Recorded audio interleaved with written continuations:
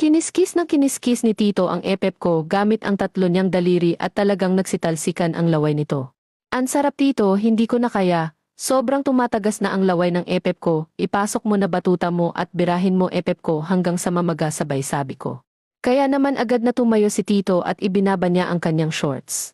Bumulagta sa harapan ko ang malasawa niyang batuta na halos sinlaki na ng braso ko. Grabe naman sa laki yan Tito, mukhang mapupunit epep ko dyan sabay sabi ko. Bahala na basta ipapasok ko to sa masikip mong epep at aararuhin ko yan hanggang sa mamaga sagot naman ni Tito. Ilang sandali pa ay isinampa ako ni Tito sa sofa at itinaas niya ang isa kong hita. Itinutok niya ang ulo niya sa bunganga ng naglalaway kong epep at parang hindi na ako makahinga nang ikiskis niya ito sa epep ko. Ibaon mo na Tito, nanginginig na ako sa sarap sabay sabi ko.